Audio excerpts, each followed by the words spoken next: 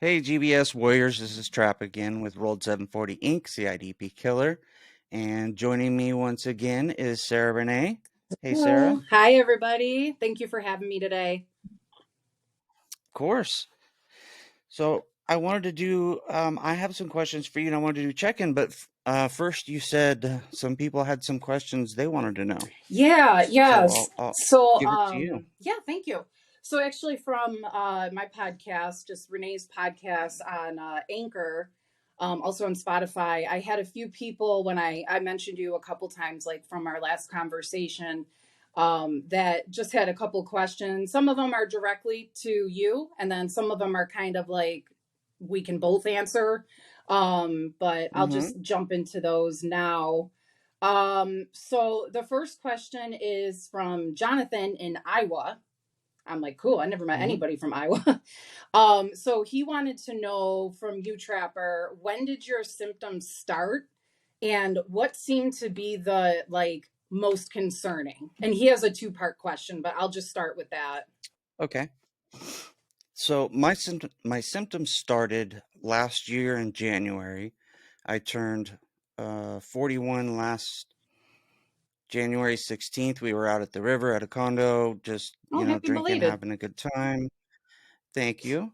And then I was never right after that.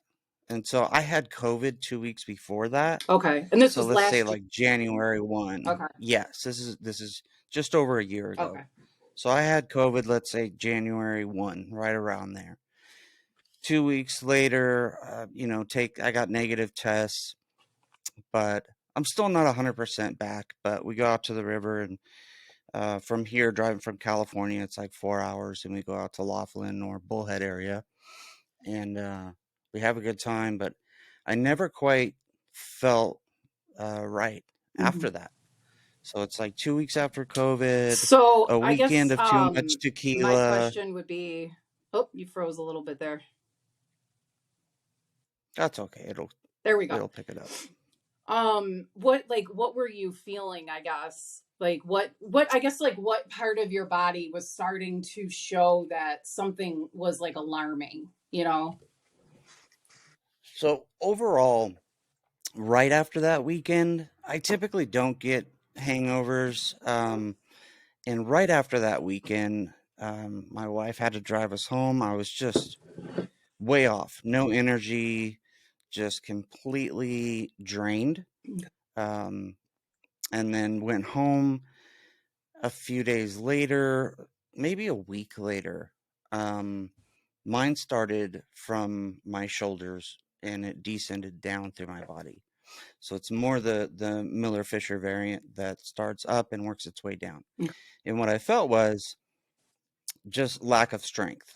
And I noticed that in the shower when I was going to, like wash my hair, I couldn't quite like Like lift get your my arms arms all up. the way up.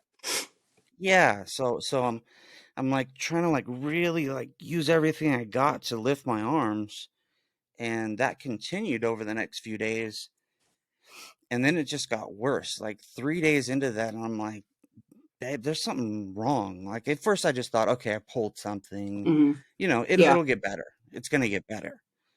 And it got to the point where that following weekend we went down the road to Temecula. We went to like wine country, and we had like a brunch, Okay. right, with my wife's work and the owners from her work. And it got to the point where I had to use my left hand to reach and hold the glass and I had to bend my head down to, Oh my God. take a drink. Yeah, so I was losing all strength in my arms and my chest and my shoulders. So all of this was going. And at that point there was no pain, and right after that happened, I think so that was like a Sunday, and then the very next day, um no, I'm sorry. We went a full another week of that to Oh where God. now now my legs aren't working. Now they're starting like I'm falling and I have no strength in my legs. And so my wife takes me to like a local community ER, and I stay the weekend in there in the ER, I never move. and neurologists come and look at me, and it just so happens that my wife's very good friend works there. She was one of the charge nurses there, Oh, okay. and she's like, look, this sounds like this thing, like this GBS. Like, here's a screen, like, take a screenshot. That's what it sounds like to me. I've been here 30 years. I'm not a doctor, but that's what it sounds like. Mm-hmm.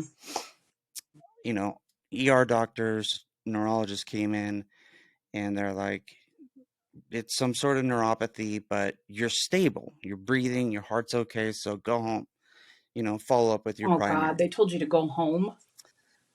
Yeah, they discharged me. Yeah. So after the Oh. weekend, they discharged me on like Sunday. Monday morning, I go right into, um, I didn't have an appointment. I just went to my PCP, and he's like, we told him, hey, GBS, we think it's this thing, and like, I need to be like helped in. I can't walk. My arms are like stuck. Mm. They're just kind of flailing about. I got no strength in my arms anymore.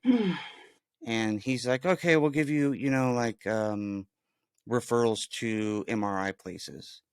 Well, we waited like 3 or 4 days for those referrals, and they never came. Oh my God. And by this point, I can't get out of bed. Like, my arms and legs are like paralyzed. So I'm just like, I can't even roll over in bed. I got nothing. How was your like So neck? I'm sorry, I don't mean to cut you off, but like I'm just curious no, no, about no, it's all your good. how you felt. Um, I didn't have any problems swallowing at that point. Okay. That came later. Okay. So it was like shoulders, arms, then legs. And at that point, I had the tingling in my hands and feet. They were going numb, along with the lack of strength in my upper and lower extremities, Mm-hmm. all going, just losing strength, but not going numb yet. Mm-hmm. And it's weird to say. I don't want to say numb because I went fully paralyzed, but head to toe, my eyes were paralyzed, my eyelids were paralyzed, but Wow. it didn't. I never went numb, so I could feel absolutely everything, which got to be excruciating Right. Yeah. at some point for a number of months in the hospital.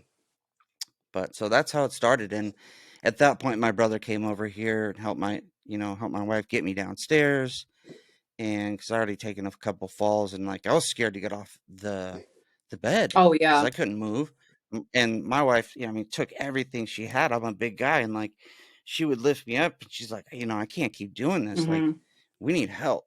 Right. So then we went to a level one trauma center ER, and one of the neurologists right away was in the ER was like, it sounds like this. You're fully admitted. We need to start treatment tonight. We need IVIG tonight. Wow. And so that's when that started. That's yeah. That I mean, I guess like his two part because then he asked like what happened to you that made you go to the hospital or what was the kicker to have you go. I mean, you pretty much answered with that. Um. Yeah, Yeah. I was so scared that Yeah. this is I know inside I don't want to go to the hospital. Everyone hates going to the Yeah. hospital, but I know that I'm going paralyzed, and I'm scared that it's getting in my heart and my lungs. Mm-hmm. And I don't know any of that stuff medically yet. Yeah. I can feel it. I can't move anymore, and it's getting worse.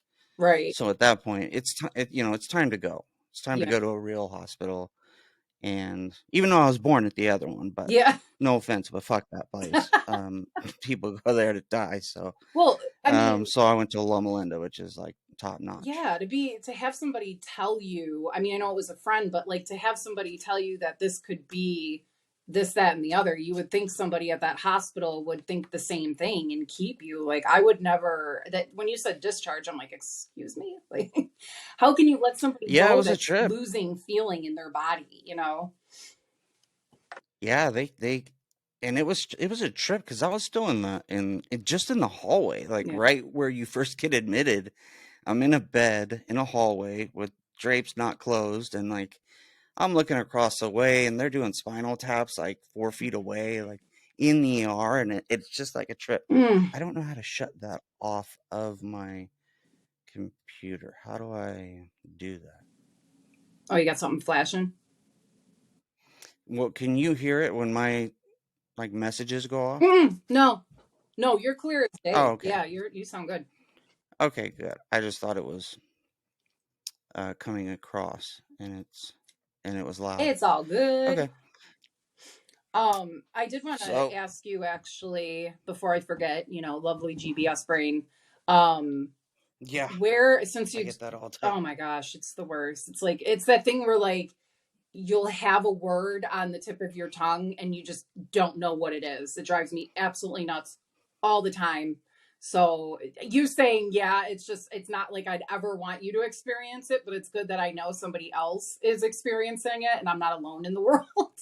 But It's the same oh, with a lot of folks that I talk to. yeah, it is. It's really, I never knew it was a thing, but when I was looking at your I think it was your Facebook page and I came across a video and I don't know what hospital you were at. I'm assuming it was the one that actually admitted you and took care of you, and Yeah, you were just laying yeah, there and not moving, and I just like immediately I just broke down, and it just like I felt like the air was taken away from me because I'm like, that is not the guy that I talked to on that podcast. It was like how to see you like that. And it's like, I barely even know you. And I just felt like I connected with you so much in that moment that it was just shattering.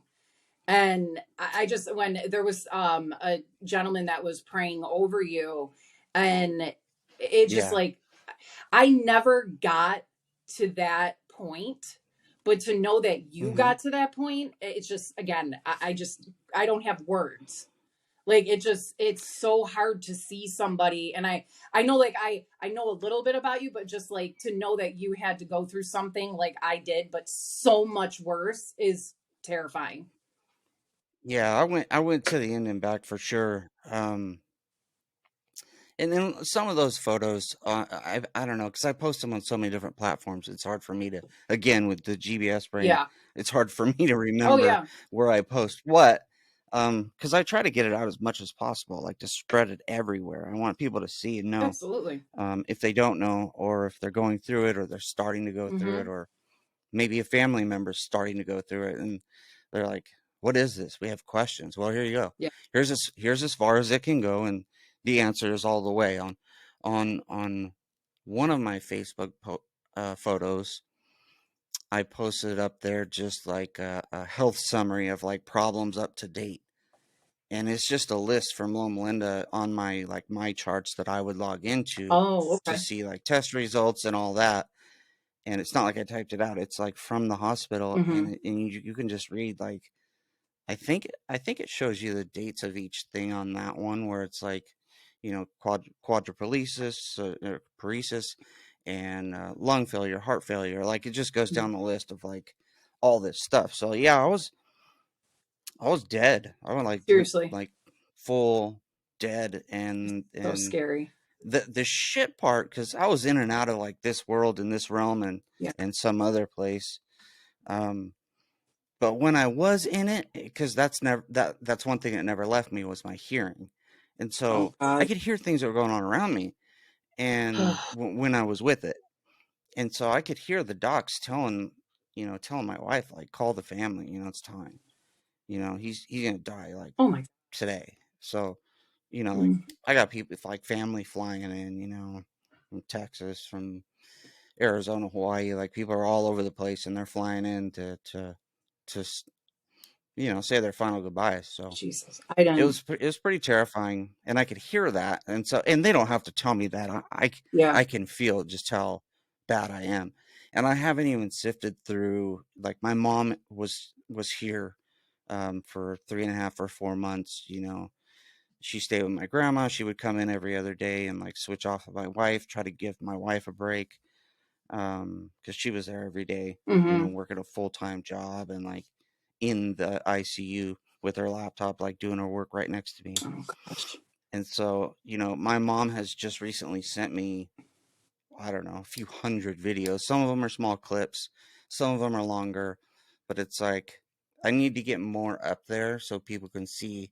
And I even forget just how bad I got, because I remember I got two different kinds of pneumonia. I mean, my Mm-hmm. lungs were shut down, and then on top of shut down, they're filled with fluids and they're Oh collapsing my God. and I have infections. It's just like You can't even keep anything up. that could have gone wrong Yeah. did. And like the doctors are like, they're throwing their hands up. They're like, I don't know what to tell you guys. Like, he's really like proper fucked, and we don't know why. Yeah. We can't tell you why. That. And it's a miracle that my wife connected with people on these support groups, which Mm-hmm. is why I do what I do. People like Steve Winger and Annie Nilsson. They're like, you need to ask the doctors for these tests and these treatments, which ultimately is rituximab, and that's what I get, and that's Okay. what the turning point was for me, That's the which is injectable. yeah. Okay. So that infusion is like an 8-hour infusion I do every 3 months now. Oh, It's supposed to be once a year. Steve gets it every 6 months. It okay. just depends on your severity, I suppose. But it's not meant for Guillain-Barré or CIDP. It's a non-Hodgkin's lymphoma Okay. treatment. Yeah. So it's a way to suppress your immune system from attacking itself.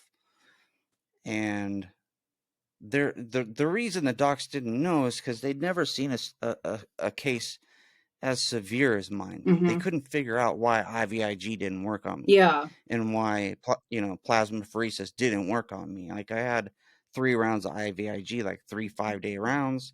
I had I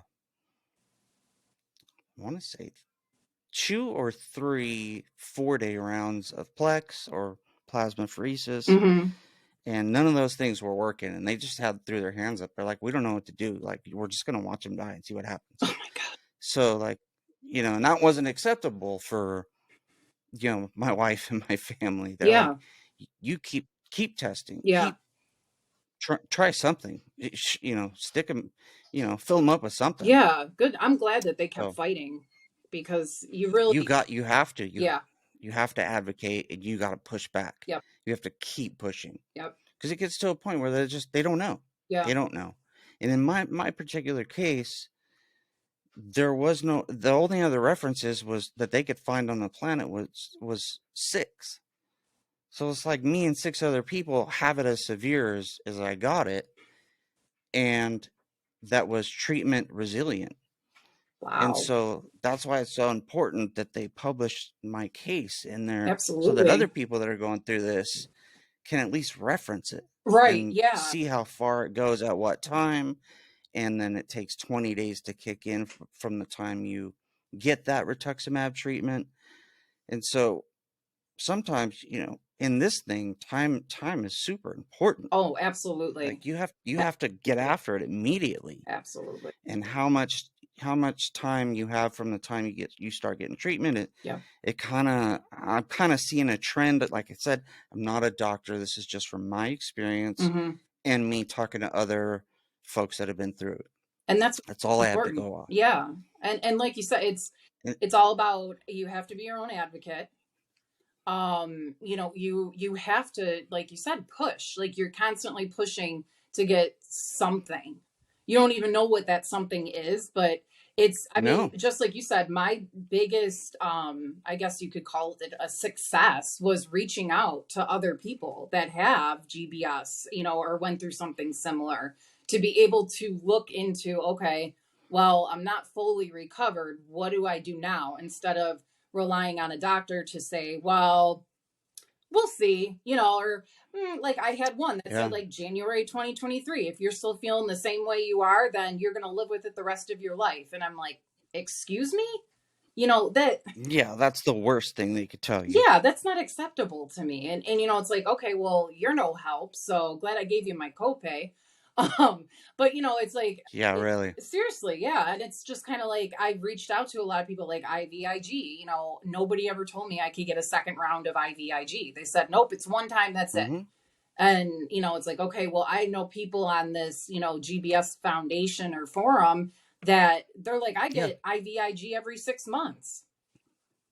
Annie gets it delivered to her house and treated in her home, and Yeah. Steve gets it every 14 days. He gets it. Oh my God. Yeah. So it's a trip, and he goes to a Mayo Clinic in Phoenix. So it's a Oh, trip. wow.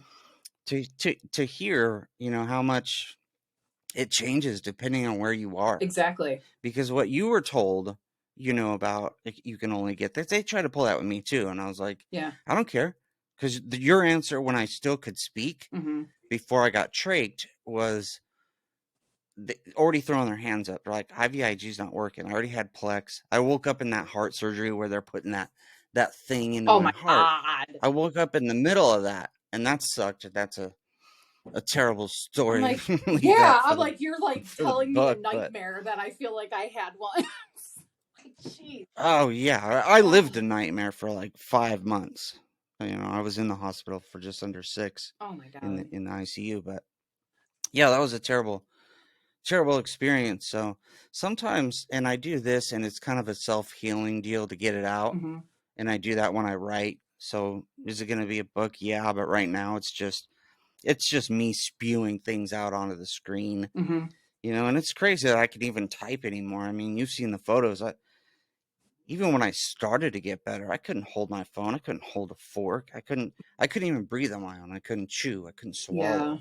Like that's a long time of physical therapy and speech therapy, and then to get clearance to chew on ice first, and there's a lot that goes into it. And it's crazy to figure that was only 9 months ago for me. Right. Yeah. Like You're very, I mean, like that was fresh. that wasn't that long ago. Yeah. That's really terrible. Yeah. Do you ever feel like looking at, or I guess let me word it this way. Can you look back at those videos, seeing yourself like that? Yeah, and so I yes and no. When I go through them, and like, Okay. I would tell my mom, "Hey, keep sending them," Hmm. even though a lot of them are duplicates that my wife already has, because my mom already sent them to her. But Yeah. I want to see them all, and then I gotta sift through them, and then upload them to one of the platforms. Yeah. And it's I go through spurts of doing that versus doing this, Yeah. because that shit's draining. And Yeah. looking at it, one, it makes me sad, and Mm-hmm. then, but two, it's also like, it's like, damn, you guys had to watch that. I Yeah. start to think about it like my family that had to sit there and watch, and I don't know. I know I couldn't have done the job that my wife did in my care and the household care and bills and everything. She had to become an advocate, a nurse, like Yeah. literally get like not a certification, but she certainly had to get approvals and testing to take care of me at home, which meant, pull my trach out, change it, clean it, put my trach back in, hook me to the oxygen machine, feed me in my peg tube in my stomach, and those measurements, crush up, pills and like, You had that at like milligrams home? and all this shit. So she had to get prepped for that. Wow. But by the time I left the hospital, I still had my peg tube in my stomach, yes. Hmm. And I still had a trach, but I was breathing on room air. So they left that in for like another 6 months. So I was at Wow. home, and it was still there, but it was what's called a Passamere valve. So I can now breathe on my own. I passed those tests, Yeah. and you'd be surprised how quick they do that, because the respiratory therapists, I can't thank them enough. You guys know who you are, but Charlie, Joe, and Christian, they work with me every day, all day. Hmm. They come in every 4 hours, and they do my treatments. They'd massage my chest with like this thing, and then they would do suctions, and they would scrape my lungs and my Oh my esophagus and God. like suck it and pull it out. And like that shit hurts. Yeah. And everything hurt, like I was already in excruciating pain and on every painkiller imaginable, Yeah.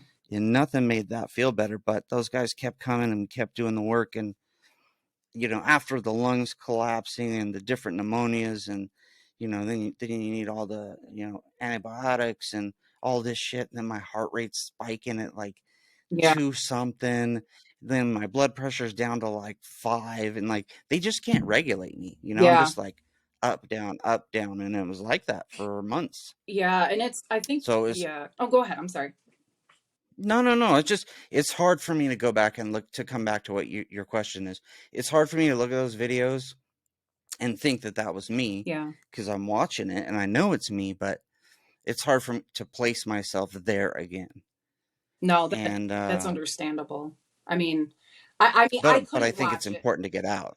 Yeah, it is important to get out, and I'm glad that you're where you are, obviously. I mean, thank goodness that you're able to talk right now to me, because I guess I didn't know how extreme it was for you. And I just don't, I can't even imagine. You have to be so strong to be able to watch that video. Like I couldn't finish the video. Like when he was praying over you, like I said, I was just like, oh my God, like he's not moving, he can't talk. And a lot of like different people that have No. gone through what we have, they, it's like most of them say the same thing that you did, where they can hear and they Mm-hmm. can't feel, but they can feel pain.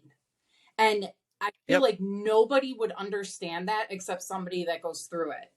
And because it's like, Yeah. how do you say you can't feel anything but you can feel pain? And it's like, I 100% get it, because that's how I felt. Yeah. Like it was just like laying in a bed, you can't do much, you can't move, but you can sure as hell feel that your legs are like on fire, or that they are just like, you want to like almost crack them as much as you can, but it still won't do anything. And it's just Yeah. the hearing thing that really put me over, because I'm like, I can't imagine being in that condition and hearing everybody around me but not being able to do anything. Like I never got to that, thank God. But it's just to see you like that, it was like, wow, okay. I just, if it was me, I don't think I'd be strong enough to go back and like relive it, or um Yeah. you know Those ones are definitely hard to watch. yeah, it's Because mind I fuck. heard that I heard several of them. When Pastor Rocky was and he's super awesome, Hmm. and we've hung out with him a couple of times, and he came and baptized me later, and Oh like this wow. whole thing.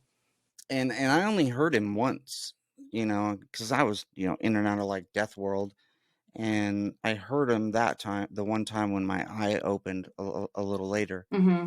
Um, and then, but he came multiple times to pray over me, Oh wow. and so did several other pastors. And so Wow.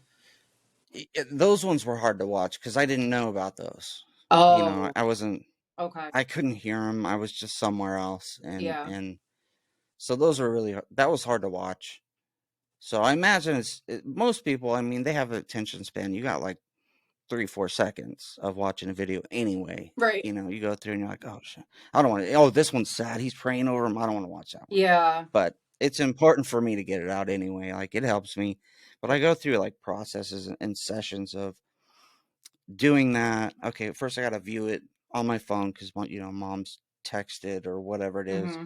and then airdrop it to my computer and upload it to somewhere. And so that's it's time consuming, and then it's draining to watch them all. Hmm. Um, and then I'll go I can through and I'll imagine. do a podcast with somebody, which is beneficial for me. And then I'll go back to just writing my book, Yeah. where, and that one drains me the most because I just I let it all out. There's no filter, Yeah. and it's Yeah. that one's scary. I did a anxiously awaiting the release of a podcast I did with my old work. Um, because they have a big reach. And so I'm waiting for my buddy to post that, Hmm. and it's not up yet. And when we went pretty deep in that for about an hour and a half. And it Wow. still we didn't touch on maybe 10% of it. That's all. I'm saving all that Yeah. for the book. Just Yeah. it'll all be in there, and it's dirty and it's gritty, and or my portions at least. My wife she's Hmm. doing her side, which was like real life time. My time Sure. is completely different. I was in like death or dream realm or Hmm. world, whatever you want to call it. To me, it was like a frequency. That's how I felt. But That's interesting. yeah. Like a frequency. Okay. I just Mm-hmm. I will say that like I did something similar where I started typing out and like writing my thoughts, because I would get to like a really dark place. And I realized Mm-hmm. though, the more I wrote, I couldn't handle it anymore. Like I didn't want to relive that. It was hard to be able to say how I felt around a lot of people, um, and how I feel now, because I mean, it for you, and it's wonderful, and like it's just amazing to hear how much your wife has done, and family. It sounds like as well, and for me, it was kind of like after going through everything that I did, I felt like I finally started seeing people for who they are, and Mm, who's going to be there for you, and who's going to actually support you, after you go through yeah, something that it's life changing. I mean, it's life altering, not even just for you, but for the people that care about you. And I really did notice a lot more, unfortunately, with family, and really noticing that their lack of understanding or wanting to understand, um it just they just didn't. And I don't know if it's because they like don't want to have to relive it themselves. And if I feel like I'm not explaining myself well enough, but like it's kind of like, okay, I was in the hospital. They said, 8 months, she should be better. So it was kind of like some people were like at that 8 month mark, or like, okay, well, you're supposed to be better. And I wasn't.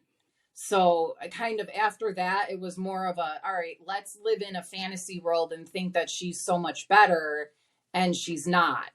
And we're going to kind of change the way that we're reacting to it, as more of not reacting to it, and pretend like it's gone. And yeah. I think that was a lot of eye opening for me, in a different stance. And it's not a like woe is me type of thing, but it put a lot of people to light. It put a lot of like, okay, here's who's going to be there for me, and here, like, through the long run, and here's who's like, mm, I don't really have time for this anymore, just get better. Do you know what I mean? I know exactly what you mean. I think you bring up a very good point, and Okay. you hit the nail on the head absolutely. Because I have a small core of people, Yeah, you know, me too. and Yep.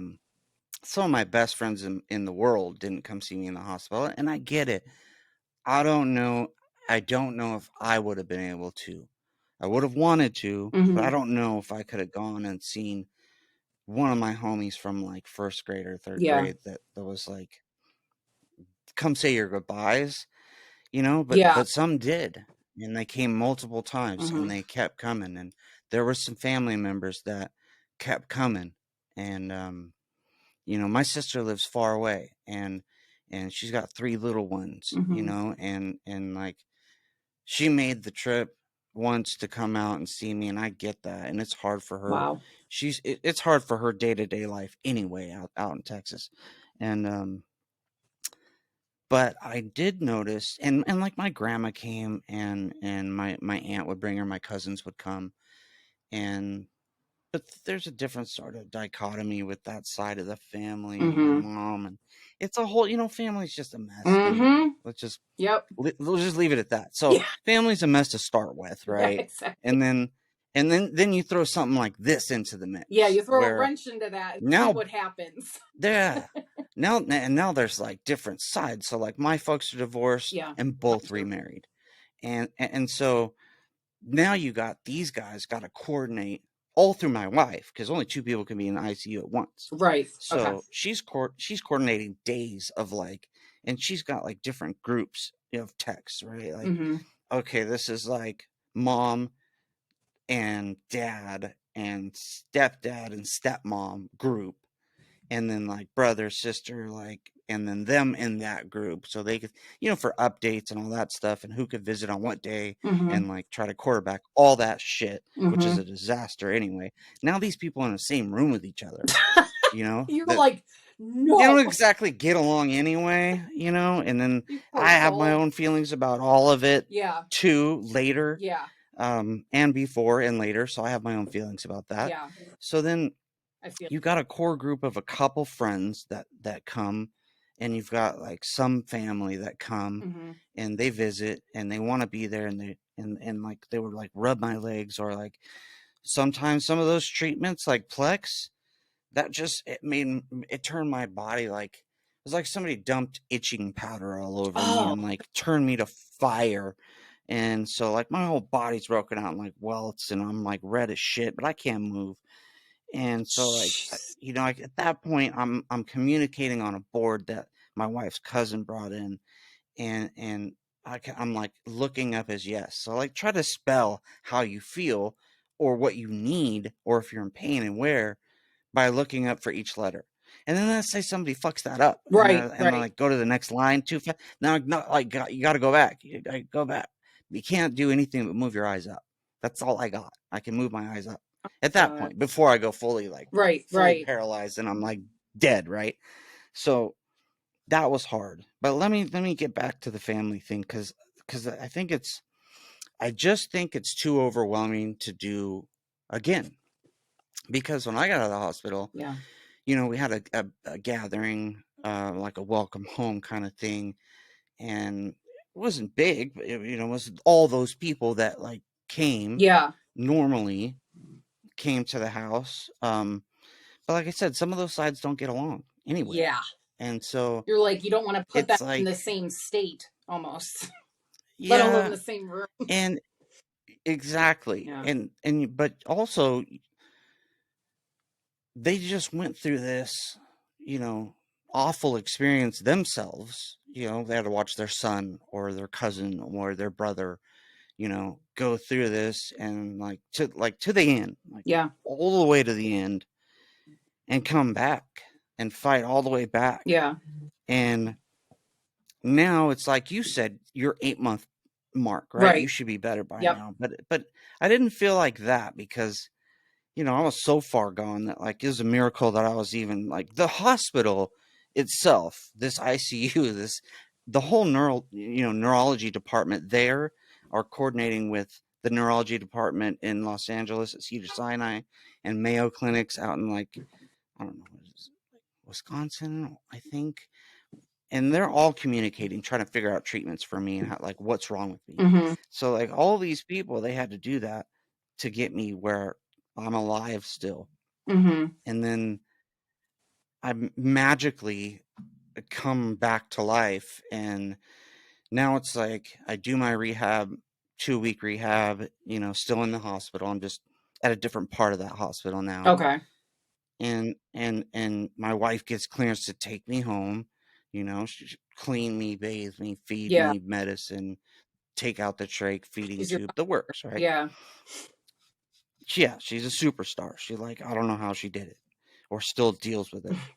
Um, because I'm way better. I don't have a trach anymore. I don't have a PIC tube Right. anymore. Yeah. I Clearly can go to the did bathroom good. by myself. I'm not 100% back, but I'm trying to get there. But those family members and those friends, Mm-hmm. like I talked to two of those friends every few weeks, every couple months. Family, I don't talk to at all. Yeah. I don't talk to my dad very much. He got the call twice, like come out and say goodbye. And my mom stayed here. She lives in Hawaii, Okay. and she came out and like stayed here for like 3 or 4 months. Oh, wow. And so, and she doesn't have the greatest health either. And I just think it's just too much for people to like keep living. Like it was, they went through this terrible thing. They watched their loved one go through this Suffering. awful Yeah. experience. And it's like, you know what? In order for us to get back on track with daily life, like you're fucked. You have to deal with this, right? Yeah. But in order for us to get back to real life, we got to kind of put that behind us. Mm-hmm. It's just too hard to keep living it. Unfortunately, we don't get that luxury Yeah. to say, I don't want to keep living it anymore. I mean, I Right. guess you do, but I don't suggest taking that route. Right. That's a dark But place. I mean, yeah, and I've been there too. Oh, me Um, too. that was I've been yeah, that was I've been as dark as it can go. Yeah. So, but back to the family thing, I think it's just too much for them to keep living it. And they already went through it, and They supported you as best they could, which was awesome. It was amazing. I didn't know some of them were there. Some of Yeah. them I did. I was in different places, Yeah. mentally and physically. I was just all over the place. So Right. And I just don't think in order to get back to life, you got to say, like, at least he's at home, or at least she's at home. And we know his wife's solid. She's taking care of him. But and like my wife's family's amazing. They're local, so we see them a lot. And my mother-in-law, hmm she like got trained too oh as a wow. secondary, as a backup, like on my breathing, on That's my trach, amazing. on my all that, all that stuff. And they're close and we see them. Yeah. But everyone else lives out of state. So Mm. as far as family, Yeah. all my family lives out of state. And my brother, he's kind of close by. He's like an hour away, a little over an hour. hmm But I mean, he's got like two little kids in school, and Yeah. they got to get back to life, But Right. I don't even get. I tell you what, and this is not like a woe's me thing either. It's like I get it. It's really difficult to deal with still, hmm and unfortunately, like I said, we don't get that choice to deal with it or not. Yeah. But I don't even get the calls like, "Hey, you good? Like, how Mm-mm. you doing these days?" Like from No, like family me or neither. friends. It's not, like it's a very small core group Yeah, that I exactly. hear from. 100%. And I I think, totally agree. and I asked my dad about that one time. I was like, I don't hear from anyone, like hmm nobody. hmm And I think at first they were like, we don't want to push.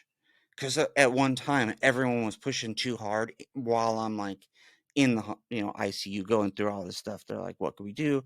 What we need to transfer him to a different hospital. Like all Oh, that stuff okay. comes in. Okay. In like ICU docs and neurologists are like, you don't understand. One, this is level one. Yeah. So if you transfer him to another level one, he won't make the helicopter flight. He'll Right. die in the I was air. just gonna say your And transfer and wouldn't work. yeah, and two, we're already communicating with those hospitals anyway. Right. Yeah. The docs are communicating, so no need to move him and kill him. Yeah. And three, your insurance won't cover it because it's a lateral move. So, and my ticket's upwards oh of almost $9 million right now. Like, my, that's where I'm at.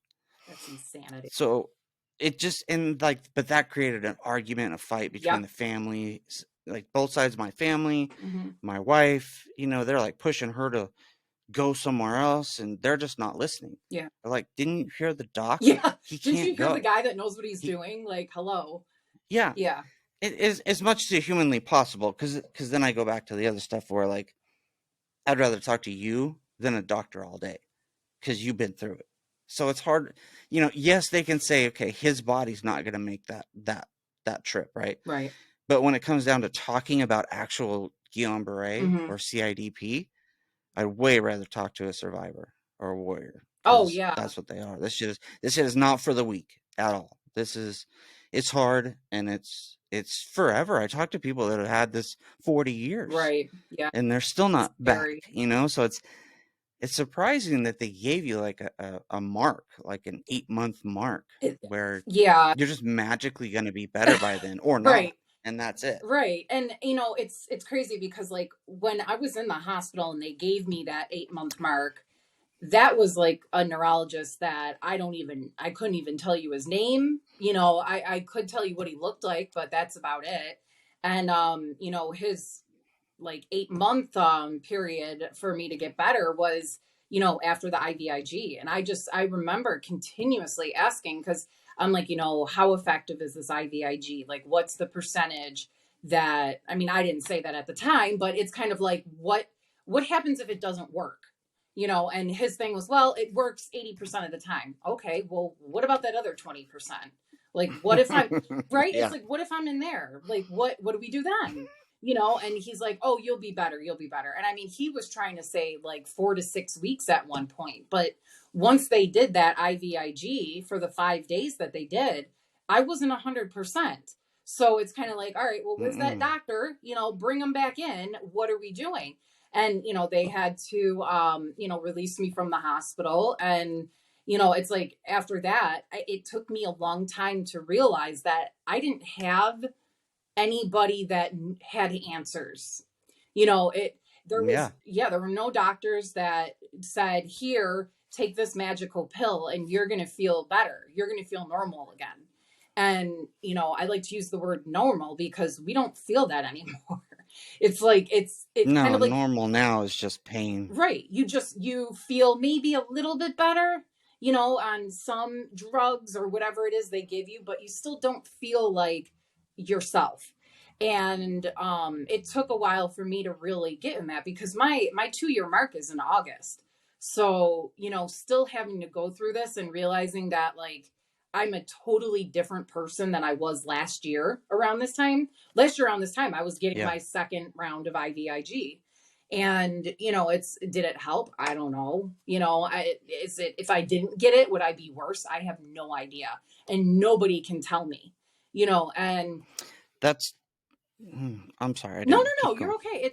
It's just it's one of those things that it's like it took a long ass time for me to say, okay, I need to figure out how to get myself better. I need to find a clinic that, specifically helps GBS or CIDP. Like I need to be the one doing that. And it's like I look back, like I don't really look at it that way now, but I look back and I'm like, oh my gosh, like I'm the one that reached out, to get this. I'm the one that got this doctor because I looked him up online. Yeah. I'm the one that got into the foundation. And it's like, it scares me because it really, first, we're in 2023. Why is it not better known? Why do we not have something that'll help? I mean, this disease has been around and named since 1912, and it's like, I've done my research and it Yeah. just amazes me that we're really on our own. And I don't Yeah. I don't like saying that, but it's like we are, unless we choose not to be. And even then, we're still kind of on our own because we're the only ones that can feel the pain and we're the only ones Yeah. that know what it feels like and we're the only ones that know what can kind of help.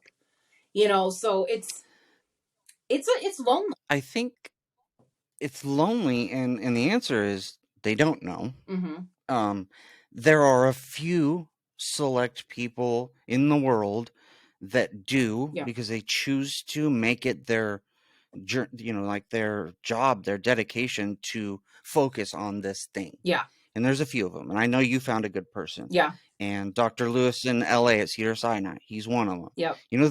There's a few good people. Yeah. There's people doing research in Denmark, like, in England. Like there's little spots here and there that are Right. doing the research on it. There's just not enough published case studies. Exactly. And because they have no reference. Mhm. So it's almost like in order to really get somebody to do it, Yeah. you got to have it and then go become a neurologist. Yeah. So like 12 years later, Right. I'm going to be able to help, 12 like years really later, help you guys, $500,000 It's, in school loans.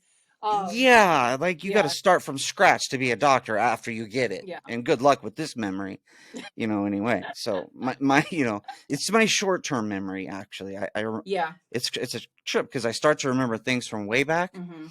And but stuff my wife told me yesterday that we're going to do on Thursday, unless we put it in our mutual calendar, Mhm. I can't remember it for the life of me. Me too. And then I started doing research on, like, is this Guillain-Barré related, or is this from the treatment, or a mixture Right. of both? Right. Is it rituximab? Is it because I put chemo Right. poison in my body? Right. Like, but it's a means to an end. I have to do that, or my shit starts coming back at like the 2-month and 2-week mark. Yeah. I feel it coming up my legs and arms again. That's how severe I have this thing. Jesus.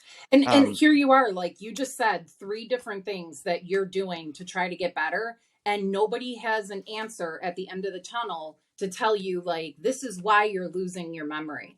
This is why you have short. No. You know what I Oh mean? Like no. it's They just say, like this sounds like GBS. right. Like it's part of that. Yep. And okay, what about the treatment I'm getting? Mhm. Like I went so far as to be like, has anyone done studies on rituximab and in the long-term end of it? Like, what Mhm. does that look like for me? Yeah. Because it's weakening my bones. So like I gotta get that thing to keep this other thing from killing me going paralyzed and then killing me from stopping my heart, my breathing. Hmm. And so that keeps it at bay, but it weakens my bones too. Mm-hmm. What else is it poisoning? And the new IVIG that's coming out causes renal failure. So there go your kidneys. You're screwed without those. Oh, Yeah. great. Good to know. So I'm I'm like asking, where are the studies on this one? And they're like, we don't have any. I'm like, you're the neurologist. Right. Like, where else can I go? Right. And the answer is, we're writing the studies as we speak. There is nowhere else to go. You can It. take little snippets and little pieces of information from all over the world Mm-hmm. and kind of compile that. And like you said, do your own research, because there is no one source that knows it all. Yep. And it's unfortunate that all these people at all these different medical facilities don't communicate with each other. Oh, yeah. And maybe they might have like a once a year symposium or some shit. That's not enough. It's not. That's not enough. It's not. Like, you guys need to be like an intraweb where it's just you guys, and you're like, I got a instant message. I got Yeah. a patient. Here's his blood test. Look at this shit. It's crazy. Yep. Right? Anyone else seen this? Anyone? Yes, you seen it? What did you do and how did it affect him? Yep. Positive, negative? Yeah, exactly. Negative? Okay, well, let's Yep. not follow that one.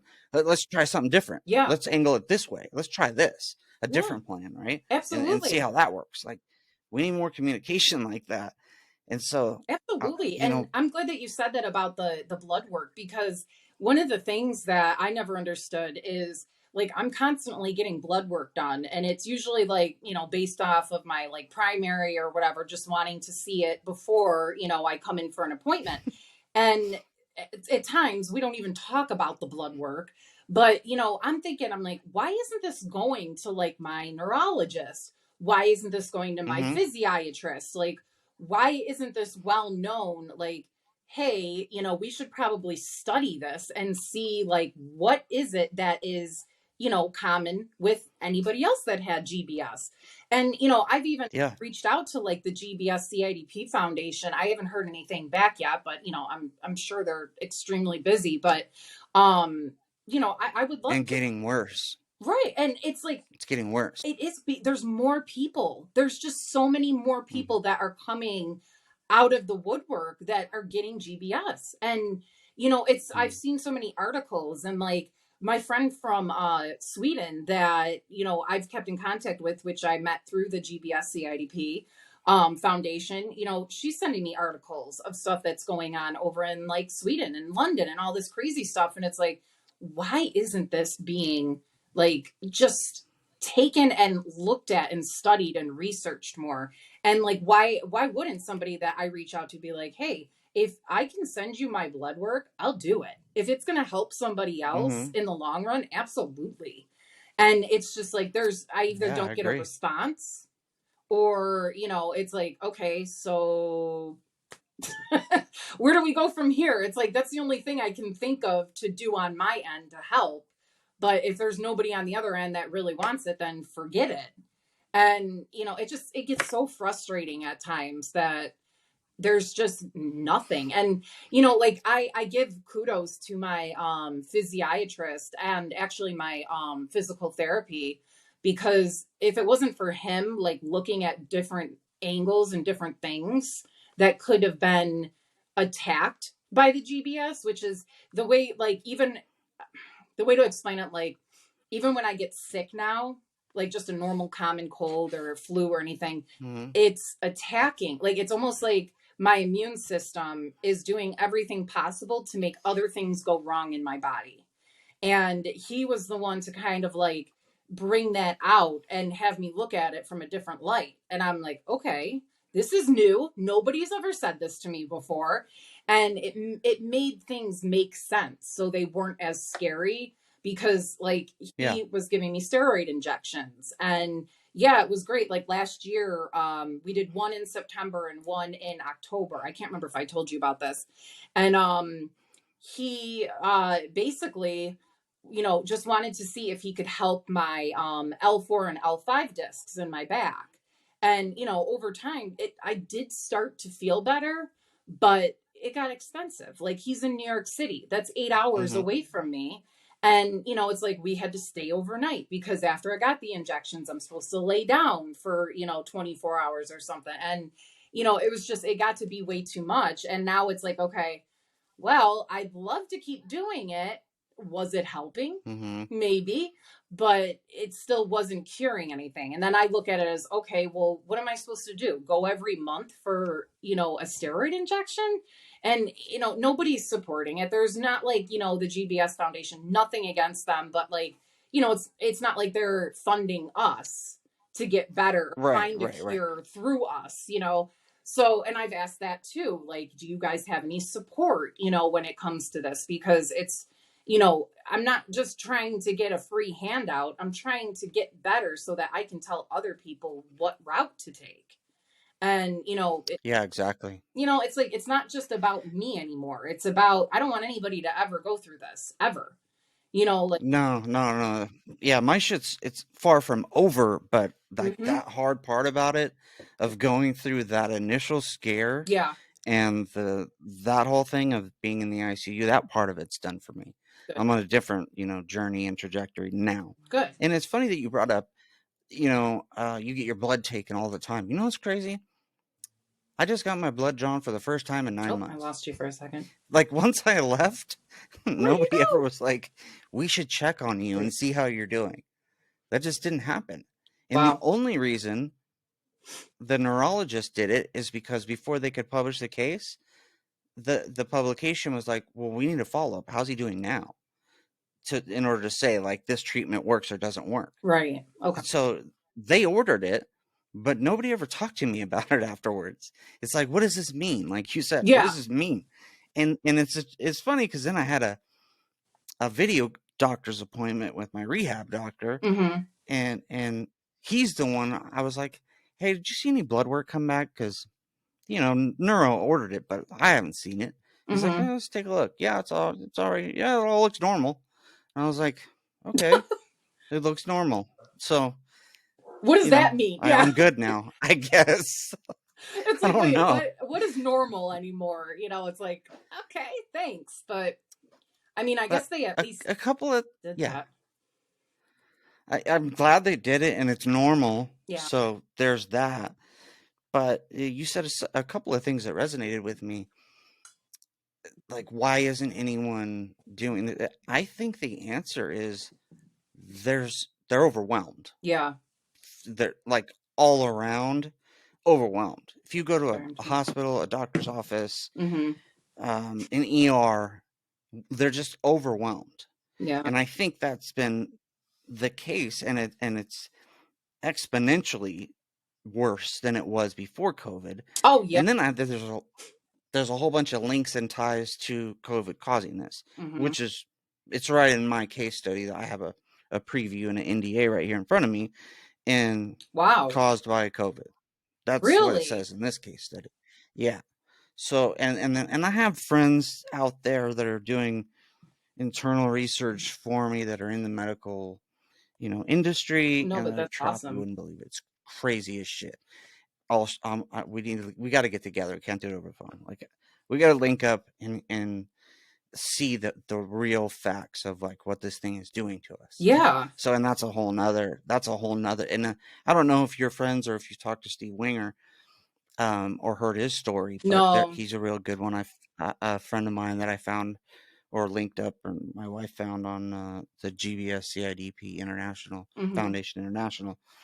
He's on there, and you can watch his YouTube, and he's all about getting the jab, and then 7 days later, he got this. Wow. And he almost got he as bad as me, he got paralyzed up to here, but no trach. So he was well on his way to getting to where I was. Yeah. He was close. But it happened so fast after he got the vaccine. And so his Wow. fight with React 19 is get it's not just COVID, it's a vaccine fight. Oh yeah. You got this, and then that caused that. And how it depends on how far you want to go down that rabbit hole, but somebody Yeah. has to, and like I want to fight that fight, but and then my wife's like, "You're gonna fight the feds?" I'm like, "I don't give a fuck. Like I already went to dead and back. Like You're I like, don't care, oh, but I've I seen the do dark care side. because Yeah, like, I already really. Yeah. If you want to make it any worse for Right, me, right. I know what happens. So I'm not looking forward to it. Yeah. But No, I but if agree. It's difficult because like it's a tough battle, but if it yeah, makes it hard for my family, and they could most certainly do that. I mean, I said a few things to the president on Twitter, and like then they just block my account, and of I course. have to say I'm sorry and all this shit. And it's like, how far do you want to take that battle? Because Yeah. it essentially they just shut you up. Yeah. And if you know too much, you get suicided if you want to go down that road. Yeah. So that rabbit hole is like, is that good for my family? No. Right. Do do I want people to know? Fuck yeah, I want them. I want them Yeah. to know absolutely everything. If that's what's causing this, and like you talk to people, it sounds like all the time and all Yeah. over the place, all over the world, Mhm. and so do I, and so do these other people and these other friends that I talk to. This is happening more and more every single day. It Exactly. used to be that super rare disease, Yep. Not anymore. and now it's just becoming common. Yeah. Now it's becoming, some commercials are showing like COVID or flu vaccines may result in, GBS. Mhm. Very small at the bottom. Oh It's hard to yeah. read. And the fine But print, you but know. and you told me that you had Guillain-Barré and that's what you were diagnosed with, Mhm. Yeah. and you got your IVIG. But then just a little while ago you told me you got another IVIG. How many months apart were those two treatments?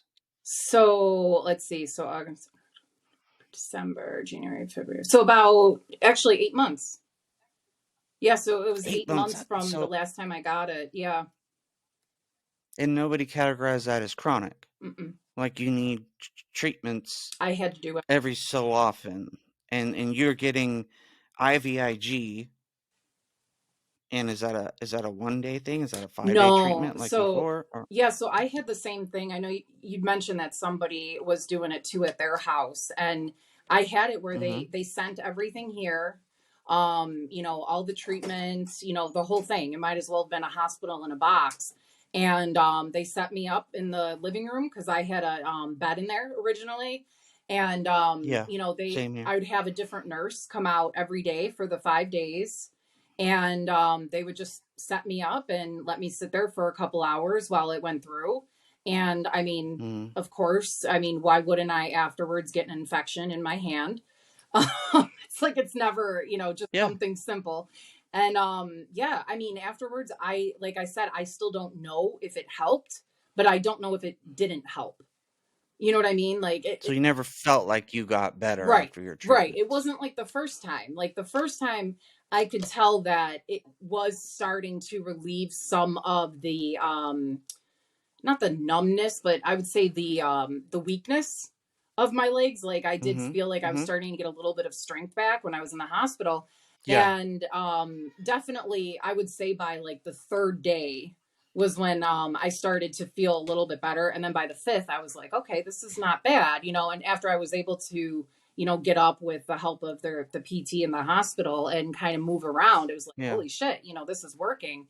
But when we were Yeah. there, at the hospital, they told myself and my husband that like you only get it one time and that's it.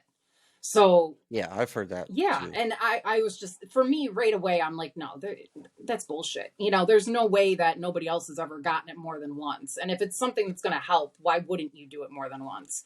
So, Yeah. after, looking into it again, myself, I was like, okay, I got a different doctor, and the doctor's like, you can absolutely get more than one treatment. And it's just like, oh my God.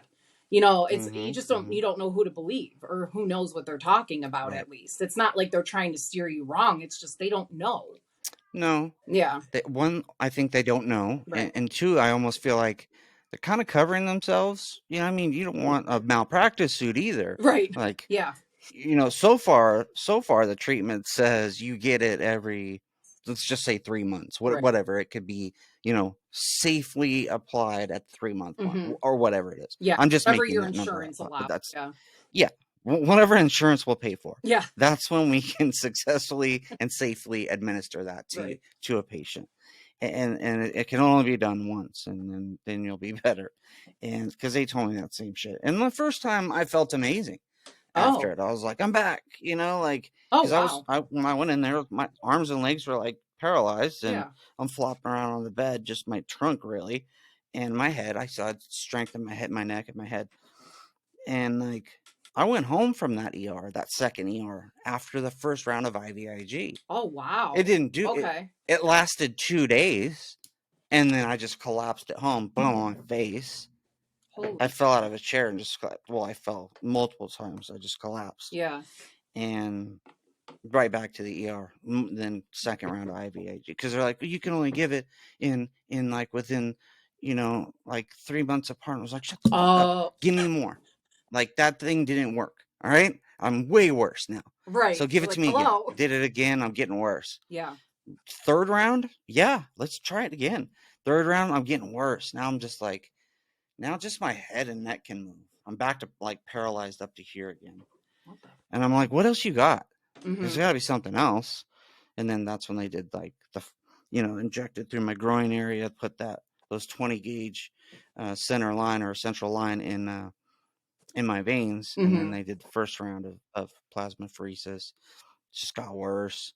And they're like, we're gonna have to do this quite a bit, so we're gonna put a better line coming from your neck. Mm-hmm. And that's when I woke up when they were placing it. They went too far. They hit the wall of my heart, Oh my God. and I woke up.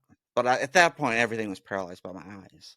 So I'm like, I woke up, spiked my heart to like 400 beats a minute, and they're looking at me, and they're like, "Oh shit, I think he's awake." And I was like blinking my eyes as fast as I can, like, "Yeah." He's awake. And they're like, "Can you feel that?" And I'm blinking as fast as I can. He's Oh like, my God. "Does it hurt?" And I'm blinking, I'm blinking, I'm blinking. I can't move anything else. Right. And they're like, "Oh shit, he's awake." Um, but I heard him say we went too far. Like, from here to when it hit the wall of my heart, that's when everything went all haywire. And I heard him say we went too far, and That's a great thing to like wake pull it up back to. some. Yeah, but he didn't pull it back some. He's like, well, we're almost done. Let's sew it up. So they just sew it up, and then I think they give me more juice because I kind of go back out again, Oh, and yeah, and they then I had wake to up have. later in upstairs. That's like down in the surgery area. Oh, okay. So that was So terrifying. when But you and then actually like the woke up, how do you like what was your time frame of it? Like what did you feel like you remembered everything and it felt like, an hour or did it feel like 2 seconds and you were back out? No, it was a matter of minutes, a Okay. few minutes. The longest Um, minutes ever. because from the time they're not looking at my face, they're like Right, placing right. shit, they're like microscopic, like into my veins. They're looking in my heart through a computer screen, They're not like checking my face, make sure I'm good. He's paralyzed anyway. He's not gonna Yeah, right. move. They're like he's And fine. Yeah. right, They're like like he's ah. good. We gave him drugs, like he's fine. They're not even looking at me, Mm-mm. and I don't know why, but one of the neurosurgeons looked at me. He was like, and he was actually really dope doctor. I loved him. Yeah. He was the first guy that saw me in the ER and was like, "You need to be admitted today. Oh, This is what it sounds like okay. anyway. We have to do testing," which tested me for everything under the sun, Yeah. and just couldn't get answers. And then so that was my second. That was the placement for the second round of Wow. of Plex, and that I didn't sucked know that. Holy because that round because they suck out like 60% of your blood and filter that, put the plasma back in, all the shit, and they do that for like 4 days, so you lose like 6 liters. Like, you're no longer yourself. It's not your blood anymore by the time it's all yeah, it's done. all mixed now. And yeah, and it's mixed and gone because if you do 60% of your blood That's over the a course of four lot. days, it's not really your blood anymore. And whatever that's supposed to do. But the lady did it on a Sunday. It wasn't a normal lady. So whoever this doctor is, she just placed it on full blast, and it just sucked all the blood out of my heart. And then, like, then it's a whole disaster. Now blood pressure is down to zero, Yeah, and like, yeah. no, oh shit, now he's dying again. I'm like, oh no, give him this, give him that. I'm just gonna shut off the machine, and I'm gonna wait till tomorrow, where the regular guy comes in and does this. So they just killed it for the night. But so I had that 3 times, and Oh, and wow. Plex just wasn't for me. I was just downhill, downhill, Yeah, it doesn't downhill. sound like it did So anything. I'm all about rituximab, or other name is Rituxan or Rituxants. Okay. All three of those are the same thing, Yeah. but just different brands. Oh, okay. So they all Um, do the but same thing, but okay. yeah, so that's what I have to have. that's what helped Annie. Steve has it every 6 months, along Like, with, which is funny that he gets IVIG every 14 days, and he feels like he's down for that day and the next day. I mean, I don't want to speak for him, but this is what he recently told me. mm-hmm. And I hope I'm not messing that up, but he kind of feels like down, like no energy for like that day, the next day, and then like he kind of feels recharged, like it gives him like juice, Yeah, and that's funny because I felt that way the very first time I got it. right. It Yeah, just didn't last very long, and then it turns out whatever sort of variant I have is resilient, or resistant to to getting those the, form of yeah. treatments. It just doesn't work. So the only answer is just kill everything in his body, and then it'll stop attacking it, and then we'll see what happens. So I'm waiting We'll for keep our fingers that study to crossed come here. out to see. Yeah, my blood looks good though after 9 months, so That's good. I'm happy I mean, about that's that. great. I mean, to think that you went through all that and like again being able to talk to you is huge. Like that's something to celebrate. Yeah, It really yeah. is. I I know I it's take the you answer small just like wins, I no do. matter It's what like they are. yeah, but still, Yeah, you go, you just yeah. yeah, There's such a long road to go, so I take the small wins. absolutely. And today, like we were gonna do this yesterday, Sharon. You're having a bad day. Yeah. I wasn't having the best day yesterday either, and I wasn't not looking forward to it, but I was just like, if we didn't do it, I was okay with that too, Yeah. Yeah. because No, I feel it you know, exactly how. just like my days are like it's a roller coaster Yeah. for me. Oh, So I still, you could not you know, have if you just took the words out of my mouth. Like that's when I do my podcast a lot of the time I always say I'm like I feel like I'm a roller coaster. It's like when I get up finally, on that hill, I don't want to come back down. So like I don't want to think about it. I don't want to remember that I have it. And like that was kind of like how yesterday was. It's like I wanted to feel normal. I didn't want to talk about it and, just kind mm, of like forget it ever happened. And I know like you get what yeah, I'm saying. Yeah. And it's like, and then when you come kind of like a little bit down, you're like, all right, I got some shit I have to get off my chest. And, it's like yeah, you have to get it out so that you can come back up. And I mean, really, you nailed it because that's exactly how I say it. It's like if I would never want to even listen to some of my podcasts going back because like I can just tell oh yeah, yeah, I can't listen to myself going like I can tell where I'm at ultimate low and I can tell when I'm at okay. I don't want to say I'm at a high, yeah, but like I'm okay. And yeah, it's just it's hard to listen. It really is. That's why I asked you about yeah, those videos because it's like I couldn't watch it, so I can't imagine how you feel, and it's the way you yeah. explained it, I mean, makes absolute 100% sense. And I can't do it all the time, Yeah. and I don't like listening to my podcast either because I feel the same way. But in like my own videos that I'll bust up there, it's good for me to get it off my chest and get it out in the world. Like, Yeah. here, assholes, I had to go through this. Now you look at it, and I don't want to see it Why? anymore, but you can. And for people who are searching for this, because a Yeah. lot of people are searching for it Oh because yeah. nobody knows what's going on. Mm-hmm. And I remember those terrifying days. So cool. Oh If this can yeah. help, good. But and Absolutely. that's how it is with I say it's my book, but it's really just getting these things, these feelings out, these something down on I don't say on Paper. paper anymore, but although I do write on paper too, Yeah. type it out, and I haven't touched that in a few months because I just went down some. I had to like some shit was eating at me that I can't sleep anymore. I don't get nightmares. I was having nightmares. I was like back in it. I was Mm-hmm. like living it again, Oh and wow. like that wasn't good for me mentally. Wasn't good for my family, and like Yeah.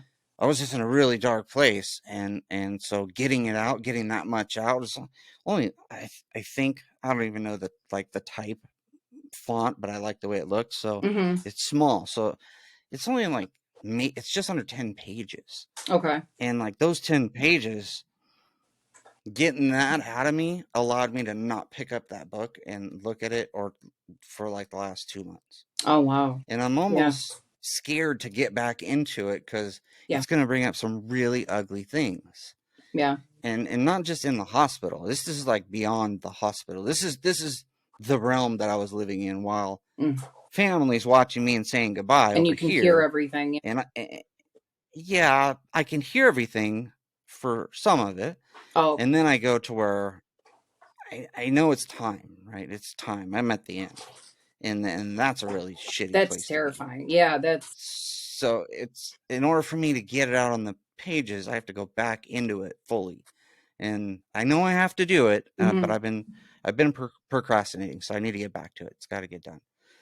I would Um, just like but it takes your it takes a lot out of me. oh yeah, I was gonna say your head's got to be in a really like stable place to be able to continue on, and even read back. I mean, I know some of the stuff that I wrote down, I like I'll go back and honestly I'll just delete it because I don't even want to read it. Like if I put it in my notes or something, I'm just like, nope, I'm just gonna not even like yeah, it's I'm like not going back I'm there. not going back. I'm like, I can't, I got it out and I'm just like, all right, that's it. I don't want to relive it. Maybe all I needed was to just get it down on a page and move on. I mean, I don't know, but I Mhm. think it is a sense of therapy. It is Anyway, for sure. yeah, you want to look at it. It really is. It's almost easier doing that because you don't have somebody on the other side. Like you don't have a counselor or therapist or psychologist, whatever, um, because they don't understand. They don't know how to help you. So it's like you're kind of just Well, vomiting words on a page to yeah, get out. exactly. It's very raw, Yeah. right? Oh It's yeah. it's just this raw emotion coming out, Oh, absolutely. Yeah. and I think, like you said, that can be very therapeutic. Hmm. Um, and so I mean, you pretty much answered a couple of my questions. Like where are you at now? But I almost think yours would be categorized as chronic if you're still having issues and you're still requiring treatments. Yeah. I mean, That doesn't sound like a one-time thing of Guillain-Barré. That's not what's described in the textbooks yeah, anymore. I'm not that But 8 month person that they were looking for. No, and no. it's very I go to physical therapy at least like twice a week, as much as they'll take me, I go. And Hmm. is it helping? Mm, maybe. I stopped going. Yeah, I mean, at this point, it almost feels like they don't know what to do with me. Like they're just kind of like, Mm, okay, well, you're improving, on this, this, and this, but then you're not improving on, it's like I still can't drive.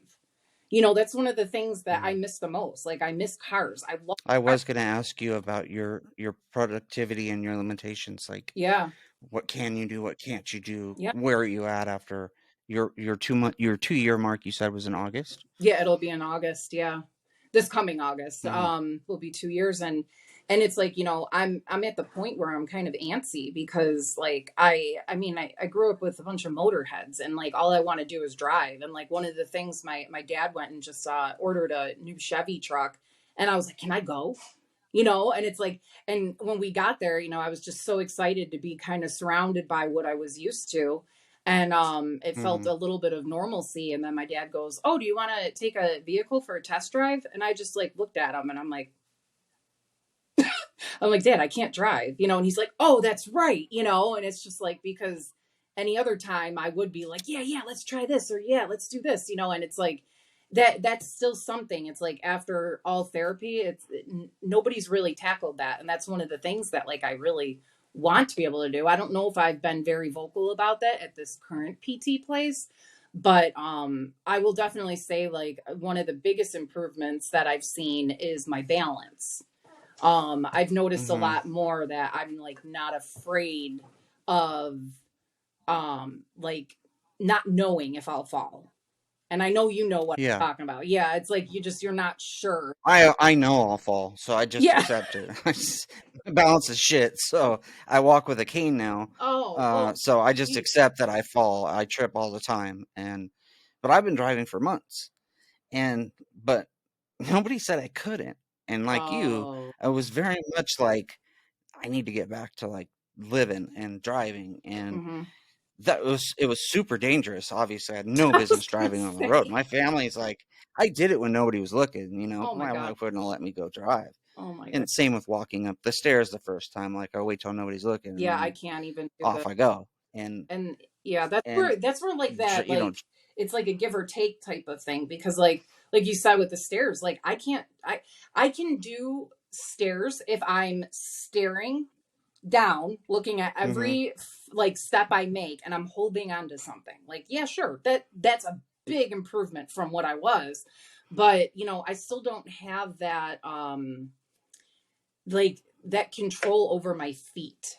And it's Oh yeah. right. And the way I can explain it is like, so like yesterday at PT, they put down like these like the little traffic cones, you know, just like these little traffic Mhm. cones, and I had to put my foot on top of the cone and then step over, right? Mhm.